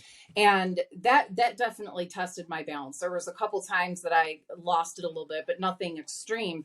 But what really bothered me, and it really kind of took me back, and one of the biggest things I don't like is going backwards, was when I put my foot on top Mhm. of it. I didn't have control of the weight of my foot, my foot just Yeah. and smushed it. And that's where I was like, whoa, okay, I still don't have control, Yeah. you know? And I was like, all right, I That I still don't think that's have the control. hardest thing to get back Yeah, is you're pushing backwards and having that ability to stop yourself from falling right, backwards. right. And that was huge with my PT and OT as well. It was that back balance. Yeah. And Oh, yeah. And you stopped going? same with, and I have, I have terrible foot drop. Yeah, Like in that's the what hospital, I was foot just drop. like, I don't want those boots on. Like, get those Mm. fucking boots. Like, get them off me. Yeah. They hurt me. I was in Yeah, so they're much, not. everything was in so much pain. When I came out of it, and then I could talk, or it's like they're breathing for me, and like we have to wait for respiratory nurses and like speech therapy to come in, or Hmm. just respiratory in some cases, and like they could change out my valve real quick where it would just blow a bunch of air through. So it's getting in my lungs, yeah, but this special valve would allow me to try to talk while Oh, the air would blow through, which that sucked. Like all that therapy sucks. yeah. And I would tell them like that shit hurts. Like I don't want those on my feet. Yeah. But they know Push what's it best off. for me, and I tell everyone, dude, the foot drop's real. Like it doesn't come back. So put those stupid boots on, wear the compression socks, Oh, all the I stuff hate that really those. hurts. Just get used to pain because you're gonna live in it, Right. and you can tolerate a whole lot of pain. Right. I learned that you could tolerate a whole lot of pain, Oh, yeah. Now for and sure. even with nerve pain meds and narcotics in my case, but getting off those, Hmm. you learn that you just kind of deal with pain. That's Yeah. just one of the things we do. We just learn how to deal with pain, which sucks because then you're on edge, and like anything could kind of set you off if you're constantly in pain, and Hmm. it takes up the same mood receptors in your brain as like laughter and happiness, and it's like those are already occupied with pain and angry, Yeah. and so it's just it's a shit Yeah. situation. It's a You shitstorm. just kind of have to learn to try to be kind to one another and help out where you can and deal with your pain. And Yeah. one thing I learned was be kind to your caregivers because I Oh, wasn't in the hospital. I was angry as shit, and they didn't deserve that. They did yeah. amazing jobs. Right. Um, Same with my wife. When I got home, I was angry. I was like, I just need more painkillers, Yeah. and I would eat them. And when I could, I mean, there was a long time where I still couldn't move. So like PT and OT would come to my house and Oh, work yeah. on You those had like I balance did. things. Yeah. Yeah, yeah. And then after that, then I started driving, and it scared everyone, Yeah. and Holy shit. it scared me because like I couldn't barely lift my leg, Oh my and God, my dude. foot's gone, right? Like they're just dropped. My feet are just like this. So the way I figured out how to do it is I have to lift my entire leg up and put it over to brake and gas and brake and gas. So if I had a stick, there's no way I'd be able to I drive know. I was then. like, I could what probably do it the now, but hell? like even driving now is still a couple months into it is I have to really plan and I have to lift my entire leg. Like my feet just kind of dangle. And it kills me because I can only wear one kind of shoes. Well, I could. Yeah. Up until a week ago, I finally fit my fat, stupid feet that hurt and don't fit into any shoes Yeah. into some normal Vans like everyone else. And Nice. I've been wearing them for like 4 days straight. I love it. And so I'm getting back to normal with my That's stupid feet. I awesome. still can't wear socks. I can't Oh, wear socks really? because they hurt me. Yeah. Socks Oh just hurt, man, so I can't do it. that's crazy because actually when I first came home from the hospital, I remember like socks or anything on my feet was like it was like you might as well have put fire on me and like lit my feet on Yeah, fire. And it's like yeah. fire. and then like put them in a vise and like crank down on it for me. They Mm-hmm. still like that. It's like walking on glass all the time. You know, it's like Yeah, I know. Steve put it well. What did he say? He said, "Yeah, I can't feel my feet, and I can feel everything in my feet." Yeah, yeah. It's like I And can't they're numb, feel but everything, they're but I feel the excruciatingly pain. Yeah, painful. exactly. Yeah, I feel the pain, but nothing else. It's wonderful. And you know what? yeah. I can't feel anything else, just pain. Yeah, just pain. That's all. Speaking of, because one of the other questions I had from somebody, since we were talking about medication, she wanted, her name's Lizzie, and I'm not sure where she's from, but she wanted Mm-hmm. to know what medication makes both of us. So like it's a two, mine and your question. Mm-hmm. What medication makes us feel like any better or at least like normal? Okay. So Well, it's for me, there's yeah, no normal. right, The new normal is pain. yeah, Get used to that. right. But there are things for me that when I did stop taking them, because I didn't think some of the nerve pain meds were working, Yeah. I would stop taking them, or like I would run out because we went and stayed somewhere else, and it was like refill time, so I like transfer it, which took like 4 days. Mm-hmm. So I was out for like that time, right? Mm-hmm. And then I realized, oh shit, those things were working because that was excruciating, and that one was Lyrica, so that one Oh, really what do you helps me. know? Nailed it on the head. Go ahead. Sorry. Yeah. So I was just about to go like you just reminded me, I need to get my pregabalin refilled. So I'll tell you right now when I bring it up because I just got a notice from the pharmacy. Oh, yeah. That So that shit is Celebrex is one, Celebrex. Okay. Lyrica, Celebrex, What is Celebrex? and then so uh, Is that nerve? I take Celebrex. All three of these are nerve pain. Oh. Celebrex, Duloxetine, Mm-hmm.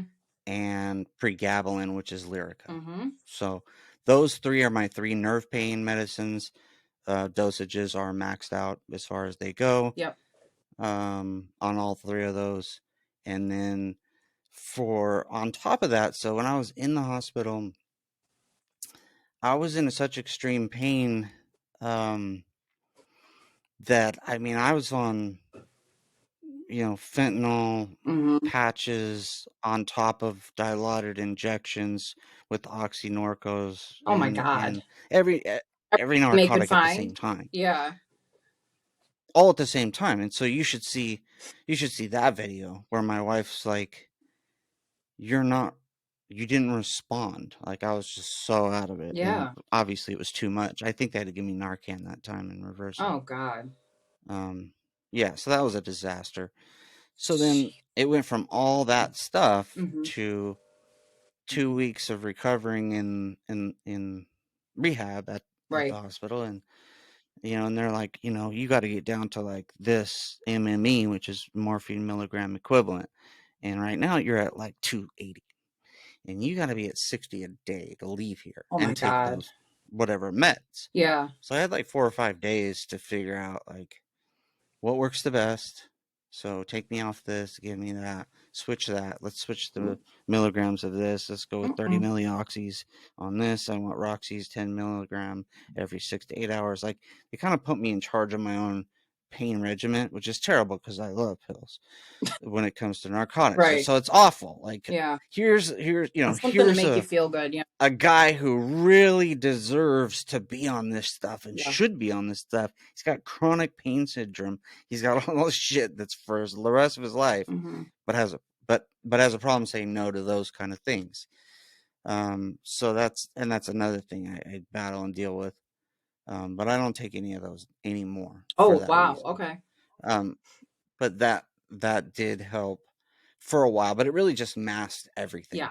It just masked everything. And once I got off those, then it was like, oh, I'm feeling everything. Now I need to get these pages out. Now I need to talk about it. I have to get it out of me because You're not that's all numb it did was anymore. just mask it. Yeah, exactly. Yeah. So that's definitely not the answer. And if you're in that kind of pain in the hospital, by all means, take what you have to take, Yeah. but they can monitor you there. So Right. if you OD, they've got that Narcan and will bring you back. Trust me, it has several times. Wow. But when you go home, listen to the guys who are real and say, you know what?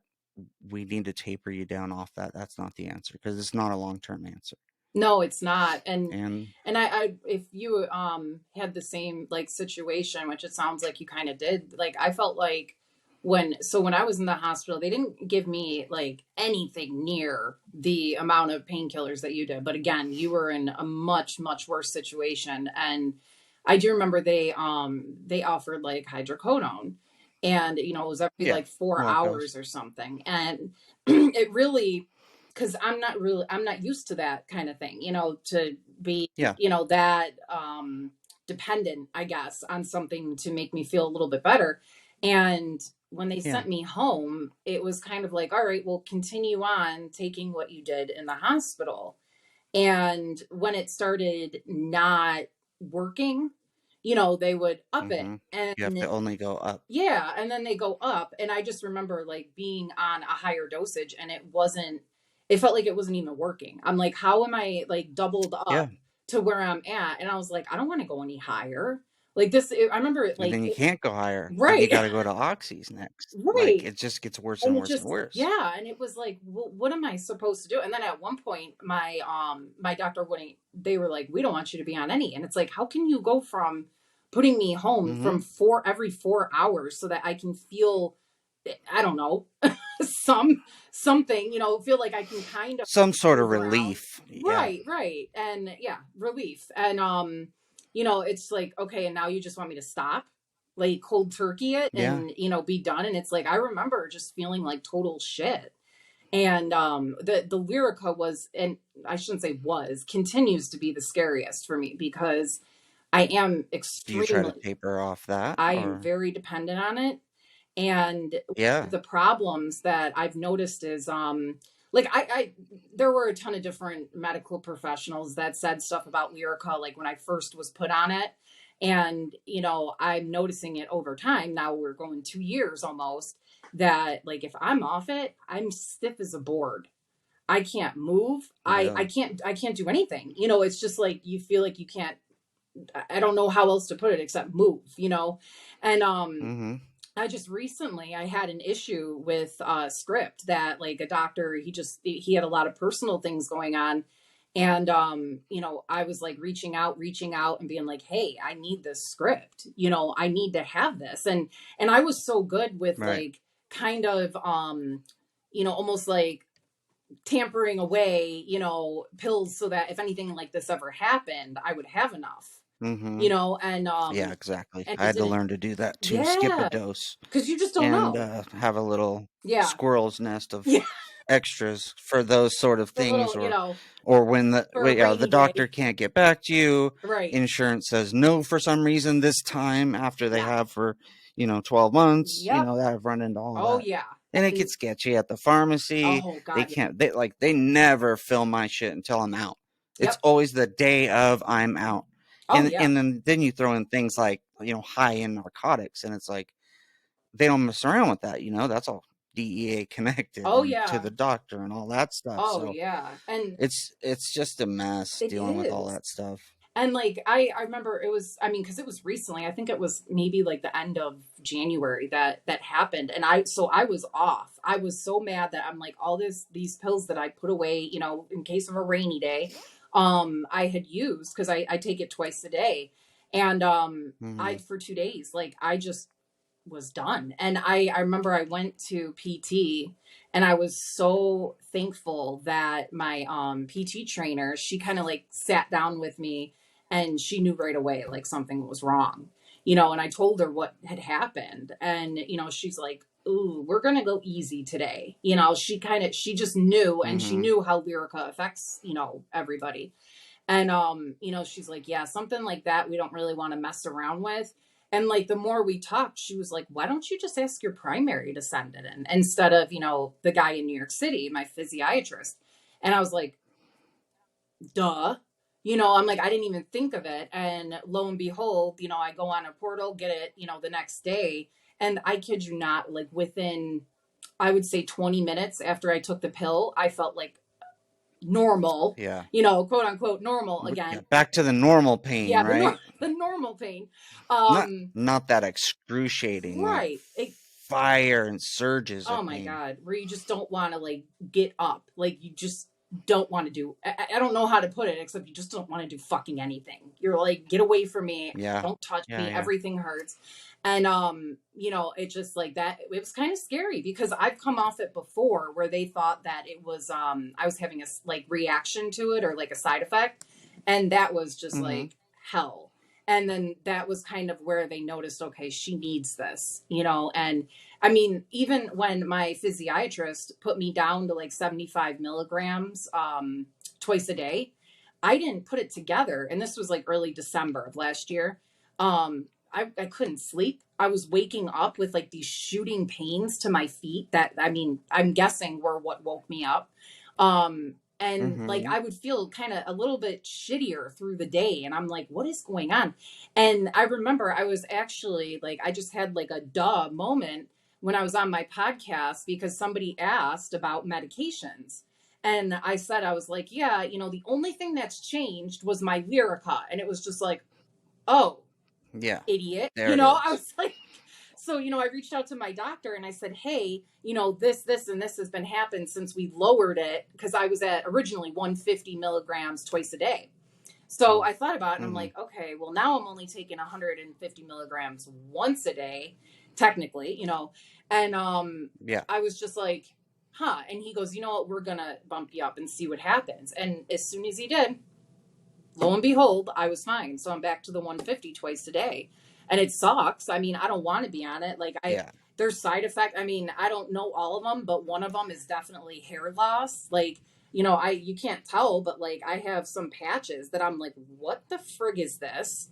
And it's like there's times that I'll just go like this and like hair comes out. And I remember, That's interesting. yeah, and I So, remember, you're thinking long-term effects of it. yeah, 'Cause I take 225 3 times a day yeah, that's what I used to of take. just that one, Yep, and yep, then there's others. yeah, So you're saying long-term effects could be hair loss. yep. Anything else that if you Um, mind saying, just say that, no, but, no, not at anything else all. that you think of that's a side No, effect? I'm an open book. I would say one of definitely the long term of the hair loss, and I can definitely tell sometimes, and I know this is going to sound weird, but um, and I don't know, so I'm not 100%, and no doctor could ever tell me if it's the Lyrica or if it's something else because I am on a blood pressure medication as well. But like, there's Yeah, times. same here. Okay, yeah, because that was affected too. And there's times like if I'm and I couldn't tell you what starts it, but I'll be like I feel like I kind of have to like take a breath because I feel like Mhm. I'm losing air and there's nothing going on around me that's making it happen. It's not like I'm working out or doing anything extreme, but Mhm. it's like I could be talking to you and just be like, okay, Yeah, I forget to breathe all the time. yeah. And is it that? I don't know. It could be a side effect. Has it gotten Mhm. better? Yes. Hoping it's Yeah. not that or whatever. But yeah, I would say, and just really being put on the spot, I think really it's been maybe vision once in a while. Like vision will get weird with me. Mhm. Um, I know you can relate. Like it's, Same. yeah, where you just get like a blur. I had it, Yeah, that happens, and it's it's happening sporadic. more and more frequently, actually. Yeah, and it's like I had it happen last week sometime. I was totally fine, got up, took my medication, chilled out for a little bit. Didn't have coffee that day, I was just like I was totally fine. And for some reason I was like taking the garbage out and all of a sudden and I was leaving somewhere. I don't know, I might have been going for an eye appointment or something. But I was leaving and as soon as I got outside, I felt like I couldn't see. And I just sat there and was like, what the fuck is going on? And I'm like trying to like, open my eyes more, like that's going to change it. And, I go to take, I'm like, okay, this is not cool. I'm like, I don't think I can go, to whatever appointment it was. But, I was just like trying to focus as much as I could. And then it just went Mhm. away. And I was like, okay, I guess I'm all right now. But where did that come from? I was just like, I didn't do anything different. And it just like Yeah, immediately. that's interesting because I always just associated that with my CIDP, like, Okay. because I went like, it paralyzed my eyes, I was Right. blind, so I just figured, long-term effect is, Yeah. that affected the nerves in my eyes, and they come and go, and they get blurry, and they don't. Yeah. Which can be scary when you're driving a vehicle Oh, that you shouldn't be yeah. driving anyway. You shouldn't be And driving. but no, no business on the road. Not at But all. so do a whole bunch of other people. So fuck it. I'm gonna do what I have to do. Just steer But clear of Trapper. He's coming. yeah, oh yeah. Just watch out. Move. It's really hard for me to lift up and hit the brakes. But you never went that far with blindness or Right. anything, but you have been on Lyrica Yeah. and the same amount that I'm on now. You were taking, Yep. and for a longer period of time. So you're thinking that's related, Yeah. and it's possible. And I can't get a straight answer from No. Because neurologists or nobody anyone else for knows. that matter. Nobody Nobody knows. knows, and it's it's part of the disease, and it could be part of the medicine. Yeah. Well, yeah, I could have said that, dickhead. You went to school for all those years. How about look at some blood or something, do something. I mean, because they used to check my eyes like every few I was gonna hours, say you say like scan everything my that I eyes. want to say. It's like, yeah, Well, you see, idiot. now I said these things. Oh. I said these things. So the doctors hate me. They hate me over there. My rehab doctors, my pain doctor, he's been trying to get rid of me since the day I came in there. That's He's so been trying to funny. get rid, try to put me on another doctor. I was like, no, that guy's an even bigger idiot. I was like, I need you back, doc. I'm That's sorry great. for what I said last time, Yeah, sorry, I was but mean. I know, I apologize. I said you're my favorite. And he's like, oh God, Yeah, what does he's that like, say about me? I was no, like, come on, baby, don't talk like that. You're an amazing doctor. Don't leave me. don't leave. And so but he really wants. He just gave me another referral today to go somewhere Oh else, my anywhere God. else. It's like an open script to go anywhere Yeah, he's like, else, other please, other no, than him. leave. Yeah. That's hilarious. So I could have been kinder, like I said, be kind to your Yeah. caretakers. That's all part of that. Mm-hmm. But I did. I was going through the frustrations of being paralyzed and watching them throw their hands up, and not nothing else. Like my wife had to find the medicine that didn't cure me, but it got me Yeah. out of that stage. Yeah. She had to find that on a support group. Like, you guys didn't know that Yeah. shit. That's what's scary. That's scary. That's really terrifying. Mm-hmm. And if she didn't, you were already threw up your hands and were like, we just don't know. We're done It's trying. like, There's nothing else we can do. He just say bye. He's gonna die here. So like, that's awful. yeah, Like, that she had to find it, that pisses and me you off. don't know. Yeah. Yeah, that would definitely, especially like if it was, I was a family member of yours or something like that. I'm like, that's unacceptable. Like, you don't, Yeah, it's unacceptable. yeah, That's why you have to keep pushing and advocate. And like, when I couldn't push no more, because I was, like I said, I was not kind yeah, to my yeah, caretakers or my doctors. I was like, no, it's unacceptable. mm-hmm, Fuck that. No, mm-hmm, give me something else. yeah, I don't care what it's for. Give me something yeah, else. I could feel myself dying and going paralyzed. Like, do something else. And then when I couldn't speak anymore, my wife would politely, she had a way about her to become friends with the nurses and the respiratory she's therapists, and like, deal with which isn't me. hard to do because they're amazing people, but Yeah, still, I didn't have that finesse that she did, and no, I would just be very straightforward. Like, look, I know you don't have time for this. Obviously, I don't either. mm-hmm, Let's just get past this, whatever this is, mm-hmm, and let's try something different yeah, because this isn't working for me. And they're like, we don't know. and Sorry. that's not So great. You don't that's do pretty that. scary.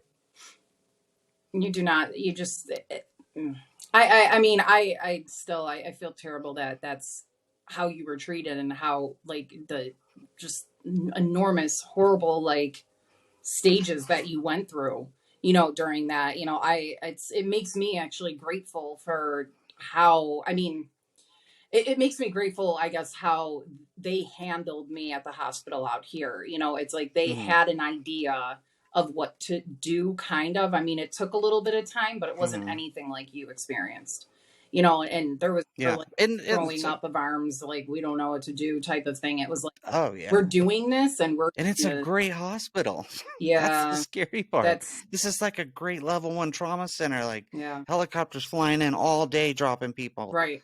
Like, this is where you go, and but this thing is just not that researched or practiced. I guess is better, Yeah, But they're getting their practice now because more and more are coming in. yeah. And I talk to them, a lot of them, And or their family members. I'm yeah. talking to more. Good. And I think that's the only thing we can do is make more awareness. That's it. And just like people to know that they're Yeah. not alone in it. It's like, because you like I've said and you've said is like it's just you get to a point where you're just alone. You don't know what to do, and it's like so it's great to say like yeah we are our own advocates, but you don't even know how to advocate yourself because you don't know what the hell's No. going on. And it's like so All you can do is keep asking questions. right. You keep Yeah, asking questions yeah, drive them because nuts if you have to. eventually they get to the point where they just say, "We just don't know." Yeah, There's nowhere else they can turn. There's no more wiggle room, right? yeah. Like you can only get so far with your bullshit and not your bullshit. I shouldn't say that, but like what the textbooks say to do, Mm-hmm. and then you can finally get to the honest truth, which is you have no idea. Yeah, Which is that comes down to that in some cases. yeah, Some and people get like better. that's Some the people thing get too. one It's like round you of can't. IVIG and they're good. None of this is And textbook. they recover Like to a either certain it can be extent like to okay, well we'll maybe try 80, this 90%. at yeah, Yeah, some people get to 100. It happens. yeah, I've seen those people too running marathons. right, yeah, That's not me. yeah, But not some people me. get there. So I don't want to say it's, I want this to be a positive thing. There is hope for sure. I mean, I went to the end and back, Yeah, and I'm doing things now that I couldn't do a couple weeks ago. I'm doing things now yeah, that I couldn't do a few months ago. yeah, Like every day, I'm gonna take my small wins, whatever that may be.